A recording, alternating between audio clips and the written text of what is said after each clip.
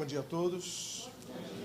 Deus abençoe a vida de cada um dos amados irmãos presentes nesse culto, presentes pela internet. Que Deus abençoe a sua vida de maneira rica e abundante. Que o Senhor possa ser glorificado nesta manhã. O título da mensagem de hoje, ela é uma pergunta. E a pergunta, ela é a seguinte: você é perfeito? E eu te pergunto, você é perfeito? E se a sua resposta for não, eu vou fazer uma segunda pergunta. Por quê? Por que você não é perfeito? Eu gostaria de convidar a que você abra a sua Bíblia no Evangelho segundo Levi, mais conhecido por seu nome grego de Mateus, capítulo de número 5, quando o evangelista, chamado naquela mesa onde trabalhava pelo Senhor Jesus Cristo, ele registra, no 5º capítulo de seu evangelho, uma palavra de nosso Salvador. Palavra esta que não nos parece ser um pedido, palavra esta que não parece nos ser uma observação, mas que o teor indica uma ordem do Senhor Jesus. 5:48 de Mateus, o Senhor Jesus diz: portanto, sede perfeitos, como perfeito é o vosso Pai celeste. Oremos. Pai amado, Deus bendito, é em nome do Senhor Jesus Cristo que nesta manhã nos reunimos e pelo Teu Espírito Santo pregamos a Tua palavra, pedindo que o Teu próprio Espírito, Pai, fale aos nossos corações e que esta palavra gere edificação na Tua casa. O que nós pedimos, nós fazemos agradecidos em nome de Jesus. Amém e amém. Esse título, essa expressão, talvez incomode a muitos. Creio até que incomode a quase totalidade dos que a ouvem. Afinal de contas, nós costumamos falar duas frases e repetir as duas frases, pensando parcialmente no sentido delas. E nós falamos com tranquilidade: eu não sou nenhum santo. E nós também falamos: mas eu não sou perfeito. São duas frases comuns que numa primeira parte do pensamento pode indicar humildade, pode indicar de nossa parte: olha, a pessoa realmente não é uma pessoa que se vangloria, uma pessoa orgulhosa, uma pessoa que se coloca um degrau acima. Então ela fala: não sou nenhum santo, ela fala: não sou perfeito. Mas a pergunta é, e nós não podemos imiscuir-nos do contexto bíblico, mas o Senhor Jesus manda sermos perfeitos. A palavra de Deus diz: sede santos. Então nós devemos ser santos. Por que nós dizemos não sou nenhum santo? Por que nós dizemos não sou perfeito? Então eu quero nessa manhã amplificar essa terminologia. Por quê? Porque estudos sobre santidade temos muitos. Muito se prega sobre santidade. Muito se prega sobre vigiarmos. Mas pouco se prega sobre sermos perfeitos. E para isso, então, eu gostaria de começar falando sobre uma das pessoas, para mim, uma referência, das maiores referências que um cristão pós-século XVIII pudesse ter, que é John Wesley. Para mim, uma das maiores referências para a minha vida foi esse pregador, grande pregador inglês. Esse homem era filho de um pastor anglicano, o reverendo Samuel, da igreja anglicana. Ele teve 15 filhos. Naquela época era comum esse número. John Wesley era o último dos filhos. Quando John Wesley era bebê, 5 anos criança, 5 anos de idade, houve um incêndio na sua casa. E a casa começou a pegar fogo, aquela casa de 2 andares, e começa a sair os filhos, e a dona Susana, a mãe de John Wesley, começa a contar os filhos, porque quando você tem uma quantidade de filhos, você começa a contar: olha, 1, 2, 3, está faltando um. E quando vai ver, só faltava o caçula, o João, o John. E de repente alguém fala, não, ele está lá no quarto, no segundo andar. E alguém sai correndo, a casa em chamas, e consegue pegar aquela criança no meio do fogo, retira aquela criança de 5 anos de idade, imagina o pulmão, a fragilidade daquela criança. John Wesley quase morre, e ali quase acabava a história desse homem. Mas a Susana o agarra nos braços e fala, olha, me lembra daquela palavra de Deus, em Zacarias capítulo 3, quando fala de um tição tirado do fogo. John Wesley é esse tição, é um tição tirado do fogo. Ele vai ser muito usado por Deus. E Susana, então, como fizera com seus demais filhos, começa a ensinar e a alfabetizar John Wesley. John Wesley é alfabetizado a partir de 5 anos de idade, de acordo com as páginas dos Salmos. Sua mãe começa a ensinar os Salmos e ele começa a ser uma pessoa que ama as letras. Ele cresce e quando cresce vai para a Universidade de Oxford. E na Universidade de Oxford ele começa a se destacar como um aluno brilhante em todas as áreas. Nós conhecemos, por exemplo, o legado de John Wesley na área da teologia, na área dos contextos de pregação. Mas John Wesley fez tratado de várias coisas, inclusive medicina. John Wesley é um homem muito amplo. John Wesley é um homem que eu creio que o mundo não mereceu ter. É um daqueles que o mundo não mereceu ter. Mas John Wesley, com grande capacidade intelectual, ele começou a perceber que a Universidade de Oxford, então muito ali influenciada pela igreja anglicana, ele começava a ver que as pessoas só queriam o academicismo intelectual, mas não queriam uma busca de Deus. E começa então a se juntar a um grupo que se juntava para orar. E esse grupo de Oxford é chamado de o Clube Santo.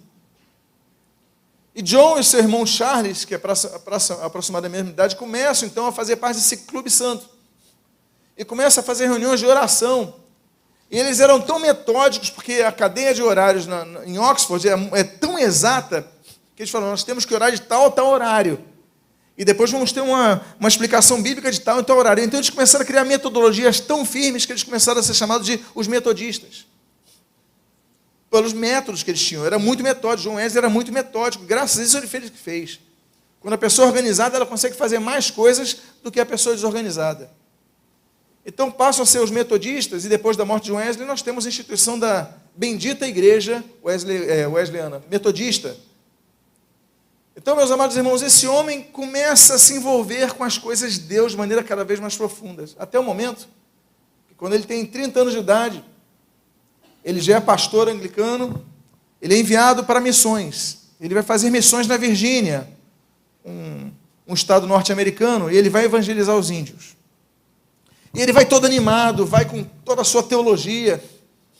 Aliás, graças a John Wesley, nós temos excelentes escritos arminianos, diante do calvinismo que dominava aquela região da Holanda, da Alemanha, da Suíça.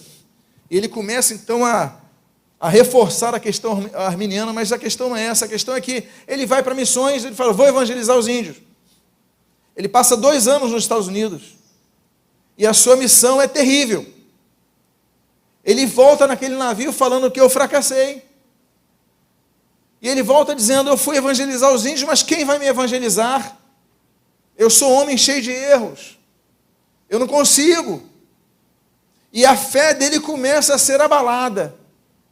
Ele já era pastor, ele já era teólogo, ele era um homem conhecedor da palavra de Deus, cresceu num ambiente cristão, mas ele falou, quem vai me converter?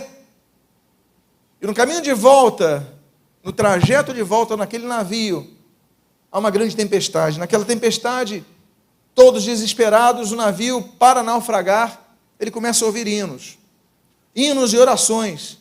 Ele procura esse grupo, é um grupo de pessoas da Morávia, naquela época, região ali junto à Alemanha, ao sudeste da Alemanha. Ele começa, que paz é essa? Que tranquilidade, estão cantando hinos, estão orando, estão agradecendo a Deus. E esses eram chamados irmãos morávios. Os irmãos morávios, e aí nós começamos a falar sobre ele, vamos ter que ir em Jacob Spener, mas eram pessoas voltadas à santidade e à oração, não apenas ao estudo literato da palavra, mas a prática da palavra, o amor, a busca de Deus, a busca de intimidade com Deus, e aquilo chocou ele falou, mas eu tenho os argumentos intelectuais, mas eu preciso dessa experiência. E quando ele volta então para a Inglaterra, com 32 anos de idade, a vida inteira na igreja, ao ouvir um sermão sobre o comentário de Martinho Lutero, o reformador, a respeito do livro de Romanos, da carta aos Romanos, John Wesley se converte. Ele anota no seu diário às 8h15 da manhã e tudo mais. Como eu disse, ele é muito metódico. E ele se converte já sendo pastor, já sendo teólogo, já sendo grande conhecedor, aos 32 anos de idade. A partir daí, começa o ministério de Wesley. A partir dos 32 anos é que começam 50 anos de uma trajetória impressionante desse homem. Porque ele começa a pregar na igreja dele, a igreja anglicana, ele começa a ser perseguido, porque ele começa a pregar, olha, vocês têm que nascer de novo. Vocês podem ser pastores, podem ser bispos, podem ser arcebispos, podem ser o que for. Não adianta cargos na igreja, se vocês não nascerem de novo, vocês não verão a Deus. Não adianta teologia, vocês são pessoas estéreis. Ele começa então a ser perseguido, porque se torna um profeta no meio da igreja anglicana. E aí começa a fechar os púlpitos, ele começa então a pregar nas ruas. E esse homem então, com seu cavalo, era o cavaleiro de Deus, como alguns chamavam, ele montava o seu cavalo e circulava toda a Inglaterra. E meus amados irmãos, há quem estime que ele andou 40 mil quilômetros de cavalo para pregar durante 50 anos do seu ministério. São mais de 4.000 pregações. Eram cerca de 800 pregações por ano. Aí você fala, peraí, o ano tem 365 dias, como é que ele prega 800 vezes no ano? Porque ele pregava 3 vezes por dia. É fácil, é cômodo pregar apenas aos domingos. De manhã, de noite, se você tiver escalado às vezes uma vez no mês, uma vez no ano. Ele pregava 3 vezes por dia. Aí fala, mas qual é a tua igreja? Você está pregando na praça, porque ele ia nas feiras, ia na praça, ia nos locais. Onde tivesse um grupo de pessoas, ele começava a pregar. Do cemitério ele ia, junto às festas, era um homem incansável na pregação. E ele pregava 3 vezes por dia, de manhã, no local. Aí pegava o seu cavalo, na hora do almoço, outro local. Antes de cair à tarde, ia pregar no outro local à noite. 800 pregações por dia. Aí pergunto, qual é a sua igreja? Ele falou, a minha igreja, a minha paróquia é o mundo. É onde Deus me colocar. E aí nós começamos uma revolução que esse homem faz no meio evangélico, quando começa a trabalhar no ministério leigo, dos pregadores leigos. Ele não apenas institui 300 líderes de igrejas locais, mas ele institui 1000 pregadores leigos. É um homem colossal, John Wesley. É admirável, John Wesley. Mas, dentre os seus muitos escritos, e muitos deles chegaram até nós, foram catalogados, existem 3 escritos que falam sobre o tema da perfeição, a perfeição cristã. O seu sermão de número 40 se chama A Perfeição Cristã. O seu sermão de número 41 trata a respeito desse assunto. E ele, por fim, escreve um livro, Explicações sobre a Perfeição Cristã. Por quê? Porque as pessoas pensavam que ser perfeito é ser impecável, e não é a mesma coisa. Ser perfeito não significa ser impecável. A pessoa pode ser uma pecadora, mas se tornar perfeita. E ele começa a trabalhar essa questão para juntar com a questão da santificação e o povo de Deus entender, eu tenho que responder, eu sou santo. É bíblico. Sem santidade, sem santificação, ninguém verá o Senhor. Não é isso que diz Hebreus? E a mesma coisa, o Senhor Jesus fala, sede perfeitos como é perfeito meu Pai. Então, meus amados irmãos, começamos com, por exemplo, o texto de 1 João, capítulo 1, versículo 7 a 9, quando a Bíblia diz o seguinte, se, porém, andarmos na luz, como Ele está na luz, mantemos comunhão uns com os outros, e o sangue de Jesus, seu Filho, nos o quê? Nos o quê? Purifica de todo pecado. Tínhamos pecado, Jesus nos purificou. Se dissermos que não temos pecado nenhum, a nós mesmos nos enganamos, e a verdade não está em nós. Se confessarmos nossos pecados, Ele é fiel e justo para nos perdoar os pecados e nos purificar de toda imundícia. Amados irmãos, a grande questão é que perfeição deve ser uma meta para os pecadores. E o primeiro passo do pecador é, arrependido dos seus pecados, pedir perdão a Deus. E Deus, consoante a sua palavra que nós lemos, Ele perdoa os pecados, Ele purifica os pecados. Aquela água que estava suja, Ele começa a infundir a água limpa e começa a limpar. Quando você vê, a água está limpa. Jesus transforma o nosso coração, Jesus limpa o nosso coração. Agora, qual é o nosso papel a partir de então? O nosso papel a partir de então é mantermos-nos limpos. É manter esse copo limpo. Uma referência que eu tenho de encher-se do Espírito é de um copo de água no fundo de um oceano. Você pega um copo de cristal, você joga no meio do mar, e aquele copo limpo, aquele copo está brilhando, limpo. Você joga ele no meio do oceano, ele vai começar a cair. E quando chega no fundo do oceano, ele encosta naquelas areias. As ondas do mar vão vindo, né? As correntes, das águas, elas vão começando a circular, e a areia vai começando a entrar no copo. E começa a entrar um pouco de areia, e depois de algum tempo, quando você vai ver, aquele copo, ele não tem tanta água quanto areia. Porque se dois corpos não ficam no mesmo espaço, a areia há menos água, ainda que ele esteja no fundo do oceano.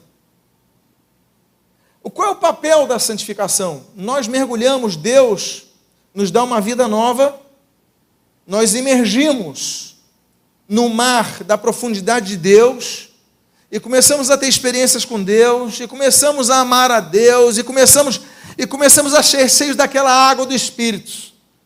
O oceano do Espírito invade a nossa vida, aquele copo está cheio de água, só que vão chegando as impurezas. E vão chegando as pequenas areias, e nós vamos permitindo que entrem. E daqui a pouco, quando nós vemos, nós estamos completamente cheios de areia, ainda que dentro do oceano do Espírito, estamos repletos da areia, da imundícia. E o que é se santificar? É você pegar a sua mão e começar a tirar areia. E cada vez que você tira areia daquele copo, eu te pergunto, o que mais vai estar naquele copo? Água. Eu vou tirando mais areia e vai entrando mais água. Não é fácil. Porque quando você tira areia, algumas das areias, elas evadem pelos dedos e voltam a entrar. Então você vai tirando, vai entrando, mas quando o exercício for contínuo, vai chegar um momento que você vai conseguir tirar tudo. E quando você tirar tudo, a água vai estar abundante. Eu te pergunto, e se você deixar de tirar a tua mão dali? Se você tirar a tua mão dali, o que vai acontecer? Vai voltar a entrar areia. O movimento da perfeição de Wesley, associado ao movimento da santificação de Wesley, mostra exatamente isso. Esse movimento tem que ser contínuo para que a areia nunca entre. Então a questão é, Jesus nos purifica de todo pecado. Se nós confessarmos nossos pecados, reconhecendo que somos pecadores, mas nós confessamos e Jesus purifica. Então tem aquela expressão de Agostinho, em Adão, possa não pecar, e depois não possa pecar, depois possa não pecar, e depois possa não pecar. Então, nós podemos viver uma vida sem pecado, podemos. Somos pecadores, somos falhos, Agora, como nós podemos fazer isso? Sempre, constantemente, colocando a mão e se confessando a Deus. Atos contínuos.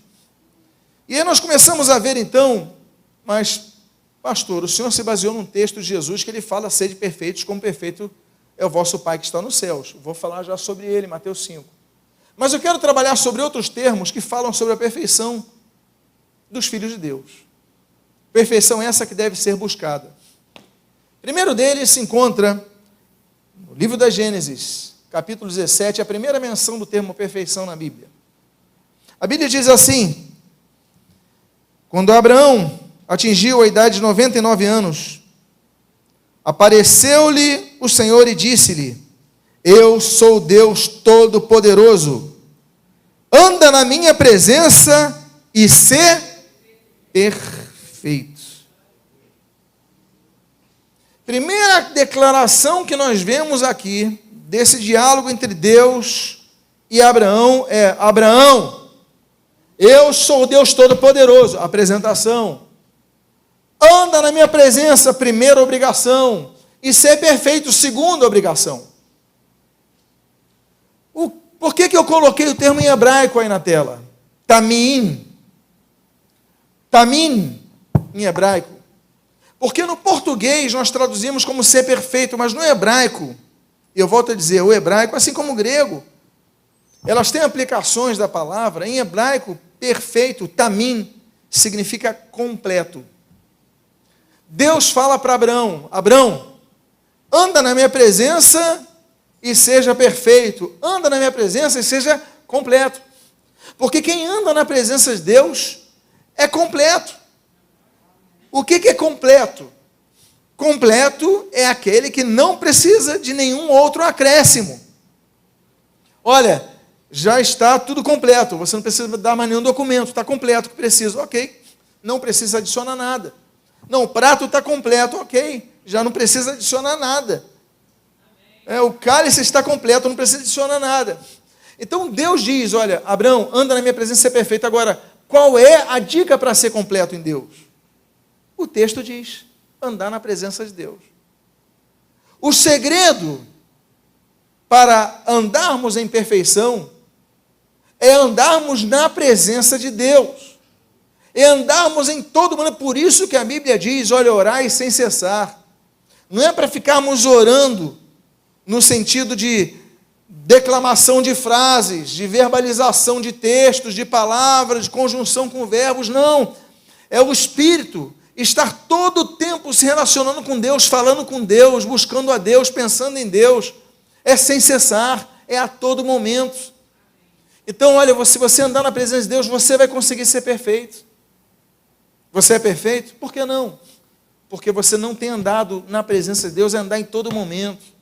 Em todo momento buscar a palavra, ouvir louvores, algo acrescenta a sua, porque muitas coisas chegam à nossa mente. Televisão, internet, amigos que não conhecem a Cristo, quantas coisas, trabalho, as coisas vão chegando à nossa mente, poluindo a nossa mente. E o que nós fazemos? Deixamos a areia entrar? Não tem jeito, a areia vai vir. Estamos no fundo daquele oceano. A areia vai vir, mas o que nós devemos fazer constantemente é o nosso movimento de mãos, para que aquela areia não perdure no nosso copo. Então, o primeiro termo em hebraico que eu gostaria que você gravasse é que tamim, traduzido por perfeito na Bíblia, significa completo. Agora, quando nós somos completos de Deus, nós não precisamos buscar mais nada em ninguém. E hoje em dia existe, na parte da igreja evangélica mundial, não só brasileira, o conceito de que uma nova geração de crentes age com tolerância. Meus amados irmãos, hoje se tolera tudo na igreja. Se tolera.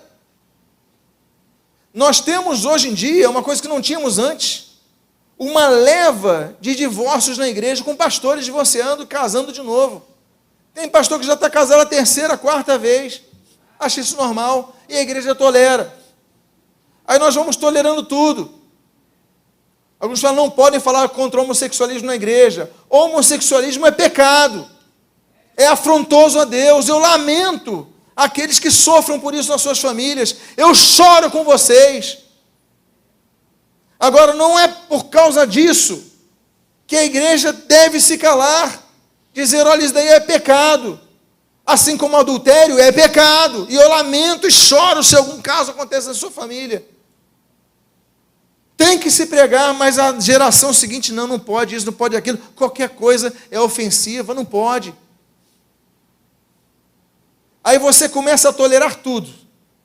Aí você vê crentes que começam a ler horóscopo, é só uma brincadeira, não enxergam a questão espiritual envolvida com o mundo das trevas, começa a aceitar bruxas, bruxaria, não, são bruxinhas amigas, como tentam dizer, pessoas que se movem com as trevas. Aí você começa a comemorar Halloween na própria igreja. Halloween é o dia das bruxas, festa das bruxas. E tem igrejas comemorando Halloween, meus irmãos. Eu falei de John Wesley aqui, uns homens, uns ícones referenciais para todo cristão. Através dele vem a igreja metodista. Eu estava numa igreja metodista em Boston, passei por ela e tinha uma abóbora e enfeites ali de teia de aranha no templo, se comemorando o Halloween. E essa moda já começa a entrar na igreja. Por quê? Porque nós toleramos o que não pode ser tolerado. Aí nós toleramos astrologia, leitura de mãos. Mas a Bíblia diz, no texto de Deuteronômio 18, versículo 10 e 11, 13 e 14, sobre perfeição em relação a isso. Nota bene, lembre-se, o que significa tamim em hebraico? Me ajudem. Completo. Perfeito ou completo. Diz assim: não se achará entre ti quem faça passar pelo fogo o seu filho ou a sua filha, nem adivinhador, nem prognosticador, nem agoreiro, nem feiticeiro, nem encantador, nem necromante, nem mágico e nem quem consulte os mortos. Olha os médiuns aí. Versículo 13. Perfeito serás, o termo é o mesmo, tamim. Completo serás para com o Senhor teu Deus, porque estas nações que hás de possuir ouvem os prognosticadores e adivinhadores, porém a ti o Senhor teu Deus não permitiu tal coisa. Só serás perfeito quando não adicionares nada àquilo que já está completo. Por quê? Porque não se pode adicionar àquilo que está completo. Eu não sei quantas pessoas aqui gostam de comida salgada. Aí você põe um pouquinho de sal, maravilhoso, está completo aquele bife. Mas se você começa a derramar sal, aquilo que estava completo passa a ser intragável. Se perde. Aí você tenta limpar o sal do teu bife, mas não adianta, porque já permeou-se do sal, aquela carne já se permeou com todo o sal que você colocou, já puxou alguma coisa, já absorveu alguma coisa. Perdeu-se. Há pessoas que se perdem por quererem colocar alguma coisa a mais do que é completo. Em Cristo nós temos tudo. Não precisamos adicionar culto aos santos. Não precisamos adicionar mediunidade. Não precisamos adicionar idolatria. Cristo é tudo, nele somos completos. Ele fala, seja completo, sejam perfeitos para Deus, para com o Senhor. Então não permitam que nada disso entre. Outro ponto que nos leva à perfeição é o texto de 1 Reis, capítulo 8, versículo 54. O contexto da dedicação do templo por Salomão. Salomão teve um absurdo, maravilhoso, magnífico início de reinado. E a palavra que ele fala nesse texto do 1 Reis, capítulo 8, é magnífica. E aqui eu coloco uma outra palavra para perfeito. Olha só o que ele diz.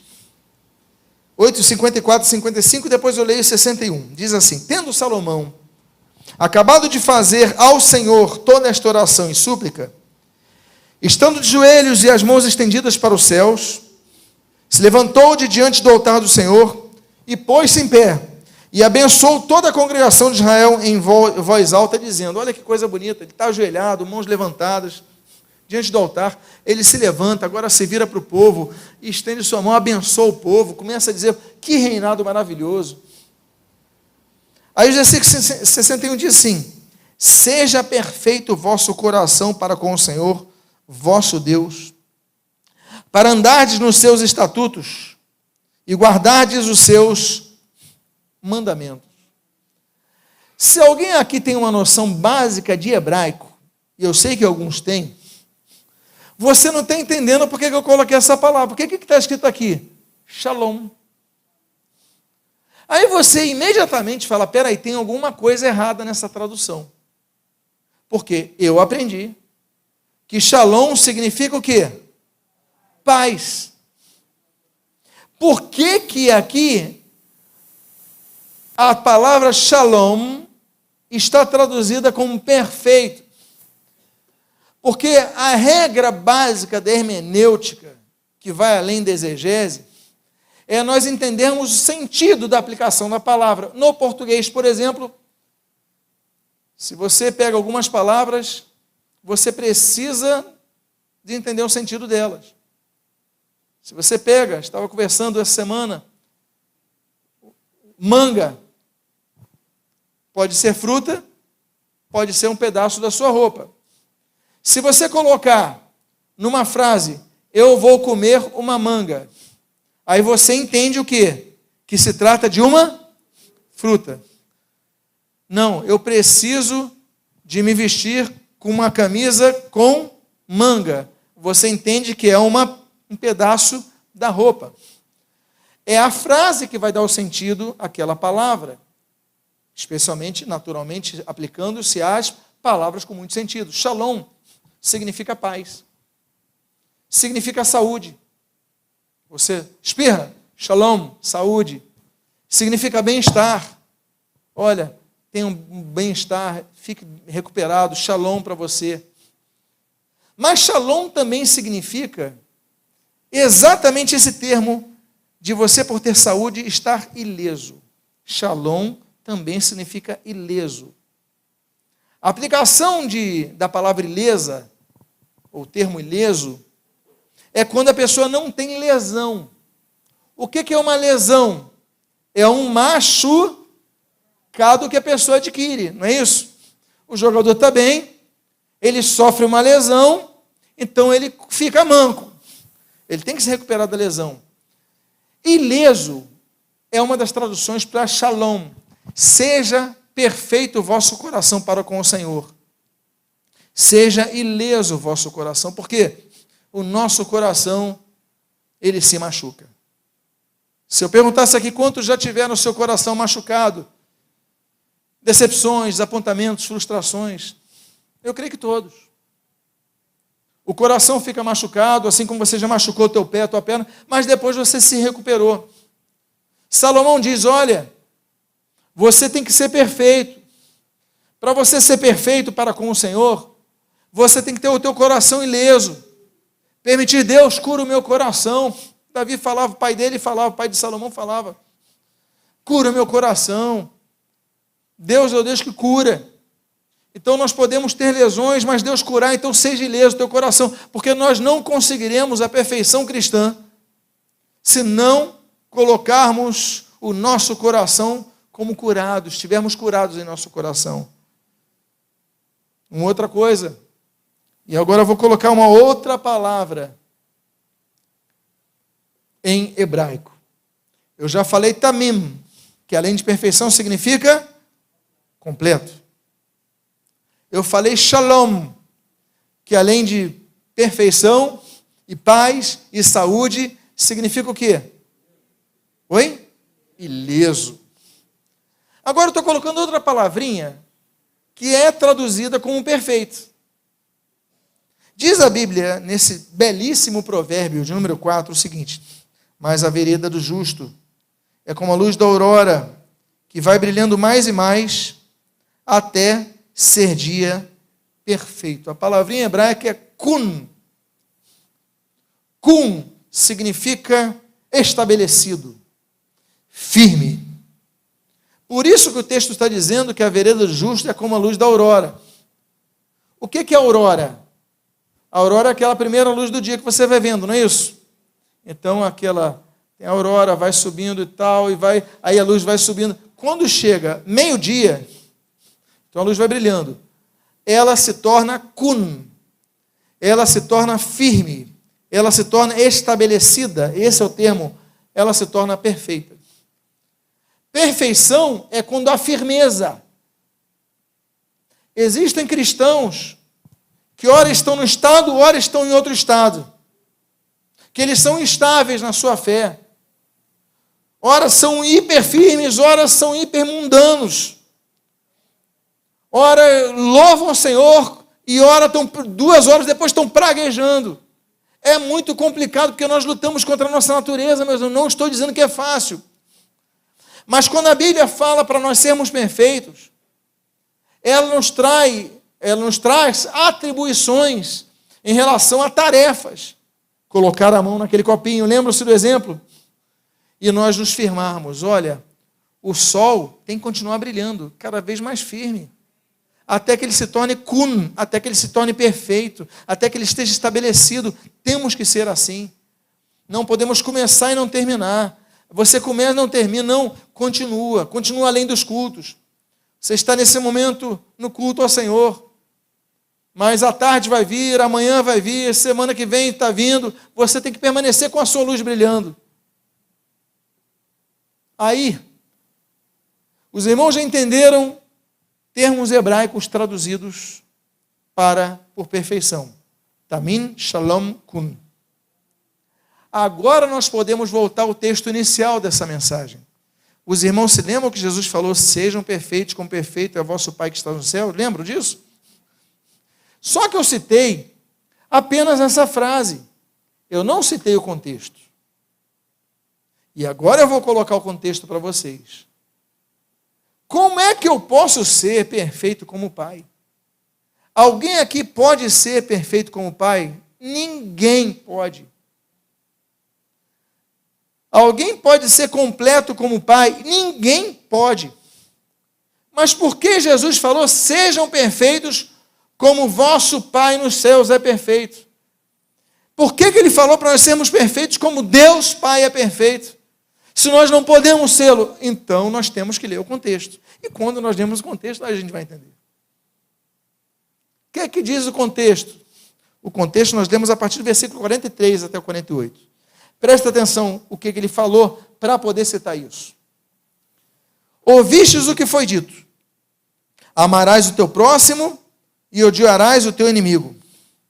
Eu, porém, vos digo, amai os vossos inimigos e orai pelos que vos perseguem, para que vos torneis filhos do vosso Pai Celeste, porque Ele faz nascer o seu sol sobre maus e bons e vir chuvas sobre justos e injustos. Porque se amardes os que vos amam, que recompensa tendes? Não fazem os publicanos também o mesmo? E se saudardes somente os vossos irmãos, que fazeis demais? Não faz os gentios também o mesmo? Portanto, sede vós perfeitos, como perfeito é vosso Pai Celeste. Agora você vai entender. Em primeiro lugar, e eu já vou explicar aquela palavrinha que está ali, teleios. Jesus, ele começa aquilo que se aprende, não se traz o texto sem se entender o contexto.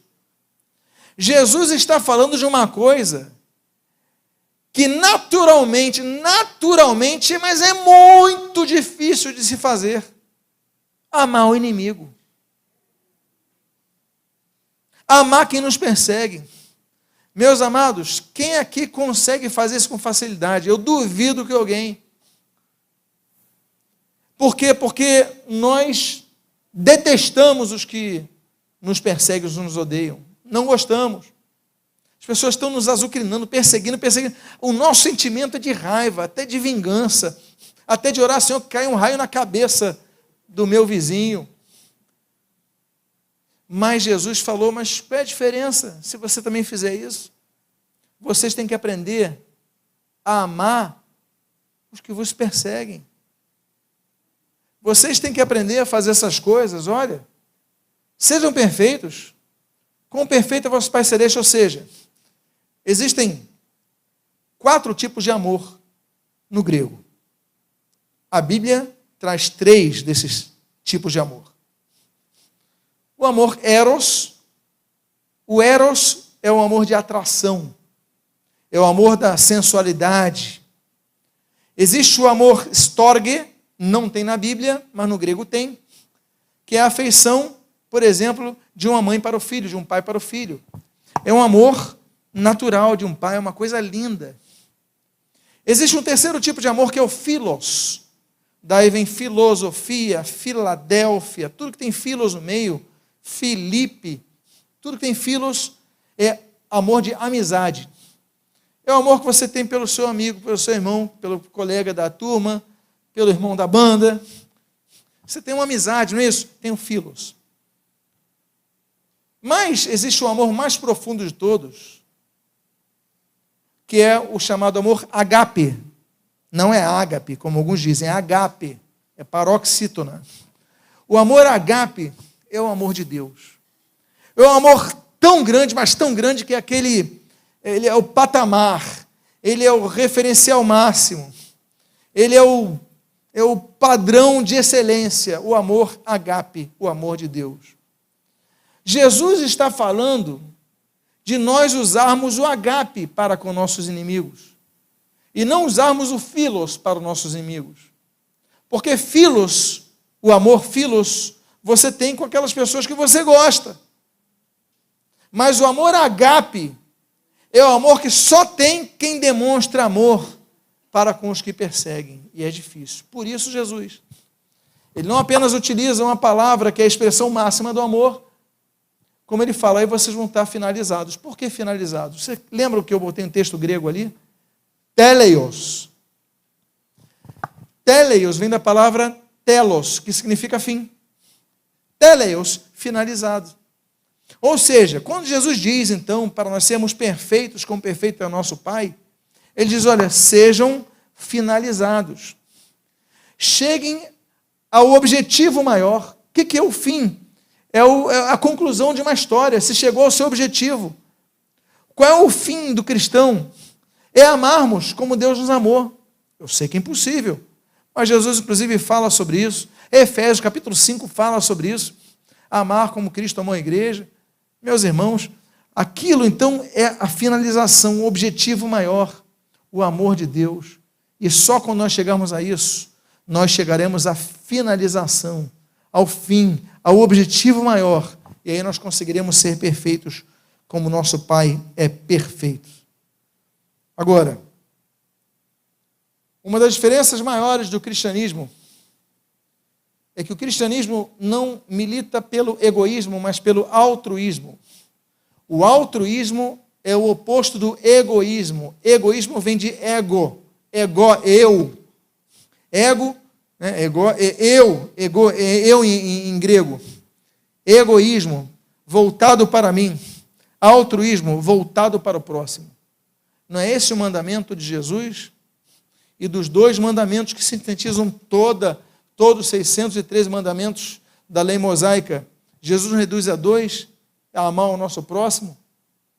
Então, meus amados irmãos, aí nós começamos a ver mais uma vez a expressão perfeito na Bíblia, perfeição na Bíblia.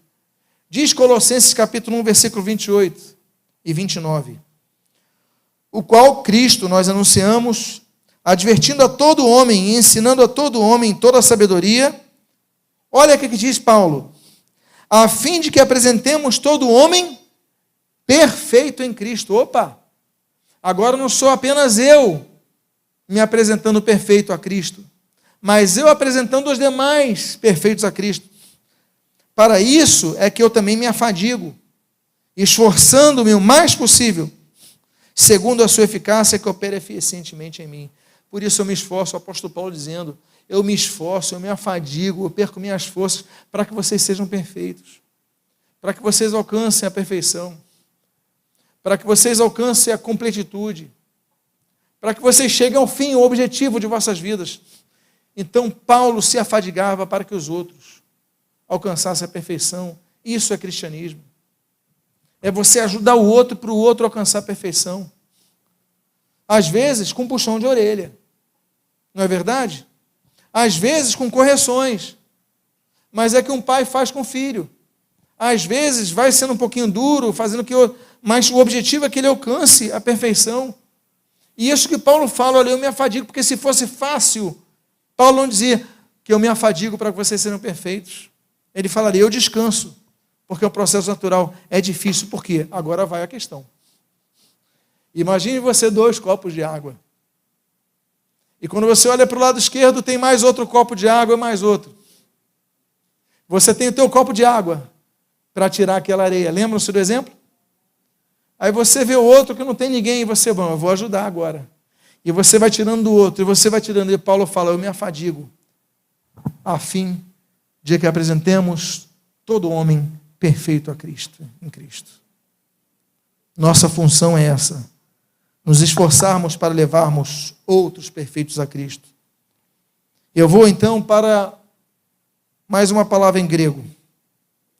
É a última palavra em grego. Eu já dei 3 em hebraico.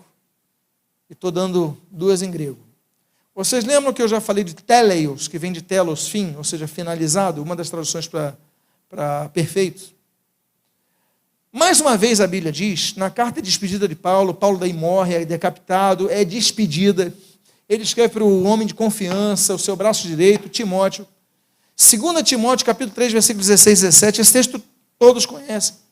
Mas eu quero puxar essa palavrinha que está aí, em grego. Diz assim, toda a Escritura é inspirada por Deus e útil para o ensino, para a repreensão, para a correção, para a educação na justiça. Agora olha só a frase.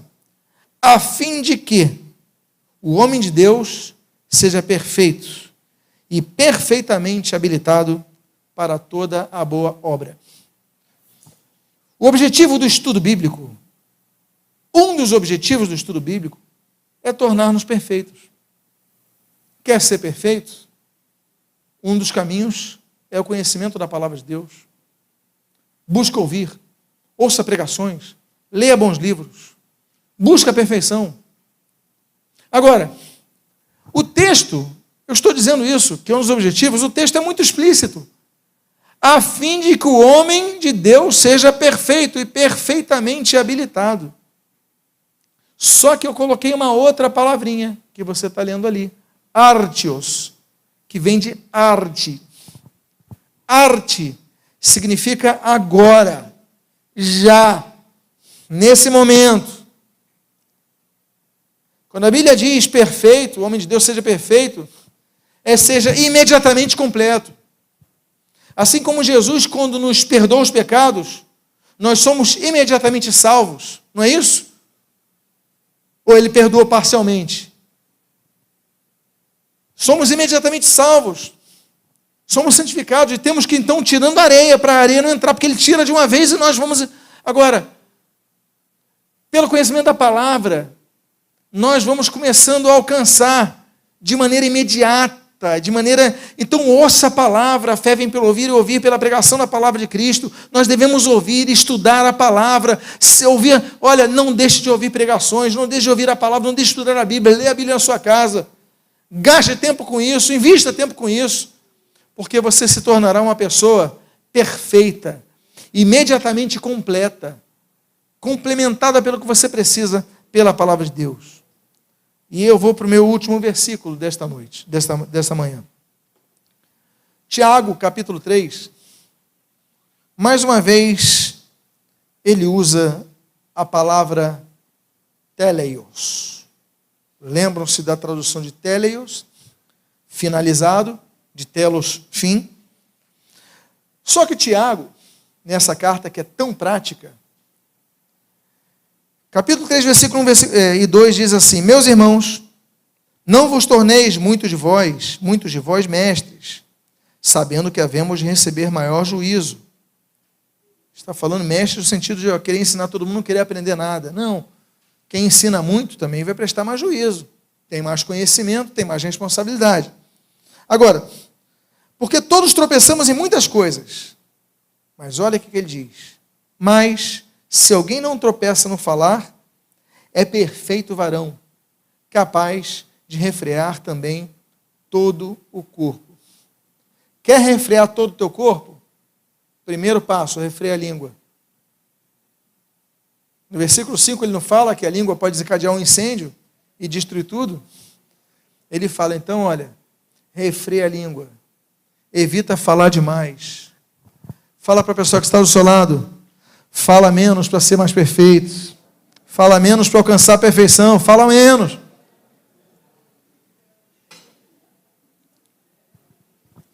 Teve gente que continua falando até agora a frase. Falou para um não, falou para 10. Está ficando de pé, está se levantando para falar para outros. Se você controla a sua língua, é perfeito varão. Se torna perfeito. Então a Bíblia nos indica os caminhos. E eu aqui então, não apenas aplicando conceitos wesleyanos que falam sobre perfeição cristã, mas trabalhando muito dessas terminologias, eu quero dizer aos irmãos, sejam perfeitos, que sejamos perfeitos, que sejamos completos, que sejamos finalizados, que Cristo seja suficientemente tudo para nós, e que não precisemos buscar em mais nada senão em Cristo, e tudo que redunde na glória dele.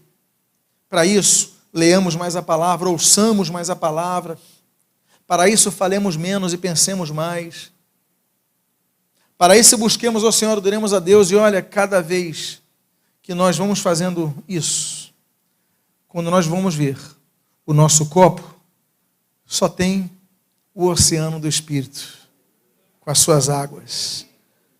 Que Deus possa abençoar a sua vida de maneira rica e abundante. Eu queria fazer uma oração nesse momento. Convido a que você, por favor, fique de pé. E antes de orar, eu faço a pergunta: você é perfeito? Eu faço a segunda pergunta: por que não? Por que não? E eu finalizo dizendo: por que não? Vamos buscar a perfeição? Vamos buscar sermos santos? Vamos buscar sermos perfeitos. Sei que somos pecadores, carentes da graça e misericórdia de Deus, mas devemos ser obedientes à palavra e buscarmos a perfeição todos os momentos. Que você daqui saia com um projeto de vida. A areia não vai mais chegar ao fundo do meu copo, porque quando ela entrar no copo, eu já vou agir para que essa areia do pecado não crie o seu fungo no meu copo. Pai amado, em nome de Jesus, nós queremos te glorificar pela tua palavra, agradecer a ti porque a tua palavra não chegou a nós para que apenas ficasse no nosso conhecimento, mas a nós alcançou para que fosse praticada. Quando Jesus diz para nós sermos perfeitos, quando o apóstolo Paulo diz para nós sermos perfeitos, quando Deus o Pai fala para Abraão para ser perfeito, quando a Bíblia, todos os textos que nós lemos, nos ordena, porque não é um pedido, é uma ordem, ser perfeito, anda na minha presença, ser perfeito, que o teu povo possa andar na tua presença em todo momento, Pai. E assim seja perfeito diante de ti. Abençoa as nossas vidas, nos fortalece, nos ajuda, e nós te louvamos pela tua palavra, agradecidos, em nome de Jesus. Amém e amém. Quantos podem glorificar a Cristo nesse momento? Toda a honra e toda a glória ao nosso Senhor e Salvador Jesus Cristo. Eu gostaria de encerrar com uma palavra de oração, lembrando os irmãos